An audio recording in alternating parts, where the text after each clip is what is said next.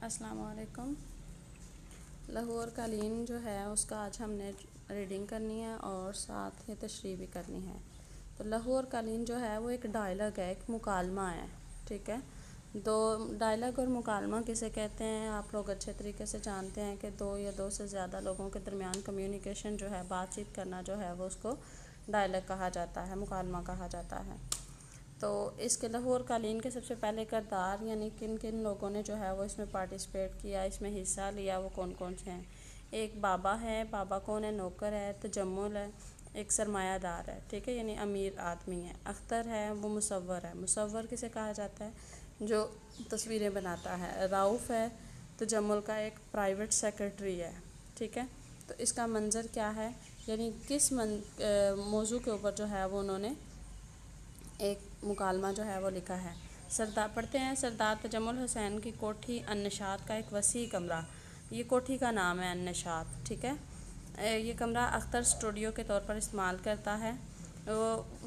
اس کی کوٹھی کا جو ایک وسیع کمرہ ہے، بہت بڑا کمرہ ہے، وہ اس نے اختر کو جو ہے وہ اسٹوڈیو کے طور پر دیا ہوا ہے تاکہ ادھر رہ کر جو ہے وہ آرام و سکون سے اپنی جو ہے وہ مصوری کر سکے۔ نہایت اعلیٰ فرنیچر سے آراستہ فرش اور پر قالین، دیواروں پر مشہور مصوروں کے شاہکار یعنی نمونے، ایک طرف ریڈیو سیٹ، کچھ فاصلے پر صوفہ سیٹ اور کرسیاں، شمالی دیوار کے ساتھ لگی ہوئی دونوں الماریوں میں مجلد کتابیں، کارنس اور تپائیوں کے اوپر تر و تازہ یعنی میز جو ہیں ان کے اوپر تر و تازہ پھولوں سے مزین گلدان، سجے ہوئے گلدان جو ہیں، دروازے اور کھڑکیوں پر ریشمی پردے، وسط میں ایزل پر کینوس جو ابھی تک سادہ اور صاف ہے، قریب ایک تپائی پر رنگوں کے ڈبے، چینی کی چھوٹی چھوٹی پیالیاں، طرح طرح کے قلم اور مصوری کا دوسرا سامان، گرمیوں کے ابتدائی زمانے کی ایک صبح، روشندانوں سے دھوپ اندر آ رہی ہے، جب پردہ اٹھتا ہے تو بابا جھاڑن سے کمرے کی چیزیں صاف کرتا ہوا دکھائی دیتا ہے۔ وہ 2-4 لمحوں کے بعد تجمل آتا ہے۔ تجمل کی عمر کتنی ہے؟ 40 اور 45 کے درمیان، اور صحت نہایت اچھی اور جسم پر قیمتی سوٹ، یعنی امیر آدمی ہے تو اس نے جو ہے وہ اچھا سوٹ پہنا ہوا، اس کی صحت بھی اچھی ہے۔ اب بات شروع ہو جاتی ہے کہ تجمل کے پاس تجمل جو ہے وہ کہتے ہیں یہ اختر کہاں ہے بابا؟ بابا سے پوچھتا ہے۔ بابا ادھر باغ میں ہے سرکار۔ تجمل ابھی تک باغ میں ہے، وہاں کیا کر رہے ہیں؟ بابا ٹہل رہے ہیں، یعنی واک کر رہے ہیں، سیر کر رہے ہیں۔ میں نے کہا بھی سرکار ناشتہ تیار ہے، اندر آ جائیں، مگر انہوں نے تو مجھے جھڑک دیا، ڈانٹ دیا، ابھی تک دھوپ میں ٹہل رہے ہیں۔ رات سرکار یعنی رات جو ہے وہ خاموش ہو جاتا ہے، آگے اتنی سی بات کہہ کر رات سرکار تو وہ آگے سے خاموش ہو جاتا ہے۔ تجمل رات کیا بابا؟ میں تو ڈر ہی گیا تھا۔ ہوا یہ کہ سرکار کہ میری اچانک آنکھ کھل گئی، دیکھتا ہوں کہ باغ میں کوئی شخص گھوم رہا ہے، شور مچانے ہی والا تھا کہ اختر میاں کے ہاتھ میں ان کی چھڑی نظر آ گئی۔ تجمل اس وقت اس قسم کے لوگوں کی یہ عادت ہوتی ہے۔ کس قسم کے لوگوں کی؟ یعنی جو مصور لوگ ہوتے ہیں ان کو کہہ رہے ہیں کہ ان لوگوں کی یہ عادت ہوتی ہے کہ ہر وقت کسی نہ کسی سوچ میں ڈوبے رہتے ہیں، الگ تھلگ رہنا جانتے ہیں، یعنی سب سے الگ جو ہیں وہ رہتے ہیں۔ بابا سرکار میں تو نہ خود یہاں آتا ہوں اور نہ کسی کو یہاں آنے دیتا ہوں، ذرا صفائی کے لیے 5-10 منٹ کے لیے آ جاتا ہوں۔ میں نے کہا سرکار، آگے پھر خاموش ہو جاتا ہے۔ تجمل کیا ہے بابا؟ شاید کچھ ایسے ہیں چند روز سے۔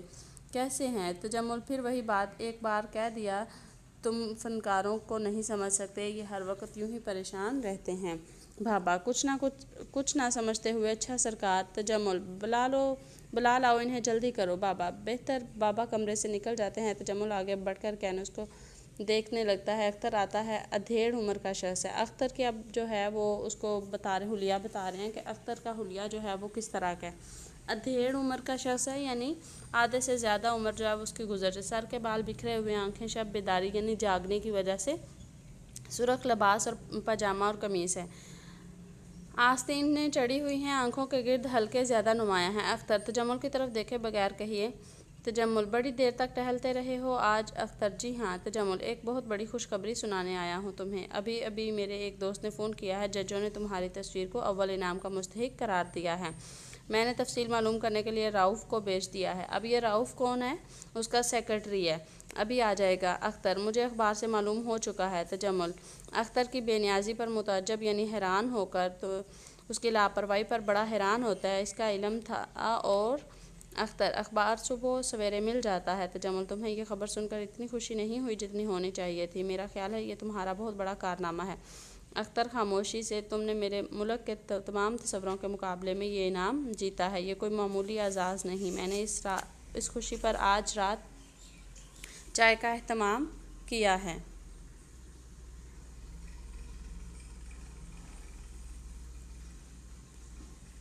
تمہیں مبارکباد اپنے دینے شہر کے معززین آ رہے ہیں، سنا تم نے؟ اختر خاموش ہے۔ اختر جو ہے وہ یہ ساری باتیں سن کر جو ہے وہ بالکل خاموش کھڑا ہے۔ تجمل: کیا کہا؟ اختر: کچھ نہیں۔ تجمل: کچھ نہیں۔ اختر کے چہرے کو غور سے دیکھ کر: شاید بابا نے غلط نہیں کہا تھا، معلوم ہے اس نے کیا کہا تھا؟ اختر: جی نہیں۔ تجمل: اس نے کہا تھا مسکرا کر ہمارے مصور کے ساتھ کچھ گڑبڑ ہے ان دنوں، تمہارا کیا خیال ہے اپنا؟ اختر کہتا ہے صحیح کہا تھا اس نے۔ تجمل: یعنی کہ؟ اختر: یہی کہ یہاں سے رخصت ہونا چاہتا ہوں۔ اب وہ وہاں سے جو ہے وہ جانے کی اجازت مانگتا ہے، لیکن اس بات کے اوپر جو ہے وہ تجمل جو ہے وہ بھڑک اٹھتا ہے۔ تجمل کو یہ بات اس کی پسند نہیں آتی۔ تجمل: کیا کہا؟ لہجے میں حیرت۔ رخصت ہونے کی ضرورت؟ اختر: میرا دل چاہتا ہے۔ تجمل: کوئی شکایت، کوئی تکلیف؟ اس سے پوچھتا ہے کہ تم کس وجہ سے جانا چاہتے ہو، تمہیں کسی وجہ سے کوئی مسئلہ تو نہیں ہے؟ تجمل: اختر: کوئی شکایت نہیں۔ تجمل: پھر بات کیا ہے؟ اگر کوئی تکلیف ہے تو صاف نہیں کہہ دیتے، تمہارے لیے کیا کچھ نہیں کیا اور کیا کچھ نہیں کیا جائے گا؟ اختر: میں اس کے لیے آپ کا شکر گزار ہوں، پھر بھی۔ تجمل: پھر بھی کا کیا مطلب ہے؟ اختر: مجھے جانا ہی چاہیے۔ تجمل: بیوقوف نہ بنو اختر، یہ بیٹھے بیٹھے آج تمہیں کیا ہو گیا ہے؟ اختر: اس کا جواب دے چکا ہوں۔ تجمل: اگر تمہیں کچھ نہیں ہوا تو اس بے وقوفی کی وجہ ذرا سوچو، یہاں آ کر تم نے کتنے بڑے کارنامے انجام دیے ہیں، کتنی زبردست قدر و منزلت حاصل کی ہے، اس سے بڑی عزت کیا ہوگی کہ آج تم ملک کے بہترین مصور سمجھے جاتے ہو، اور کیا چاہیے تمہیں؟ یہ اتنی ہی تشریح آج کریں گے آپ۔ اس کی ایکسپلینیشن میں نے آپ کو جو ہے وہ بتائی ہے کہ اس کو آپ نے اچھے طریقے سے سمجھنا ہے، اور اس کی تشریح جو ہے یہ آپ نے پیراگراف کی صورت میں کرنی ہے، ٹھیک ہے؟ اس کے 2 سے 3 ہی پیراگراف بنتے ہیں، وہ چھوٹے چھوٹے سے ہیں، باقی مکالمہ ہے سارا۔ اس کا خلاصہ اور اس کے سوالات جو ہیں وہ بہت امپورٹنٹ ہے، ٹھیک ہے؟ اس کی تشریح جو ہے وہ بھی امپورٹنٹ ہے، لیکن یہاں پہ سٹارٹنگ سے جو ہے یہ بالکل چھوٹے چھوٹے فقرے ہیں، تو آخر سے جو ہے اس کی تشریح امپورٹنٹ ہے۔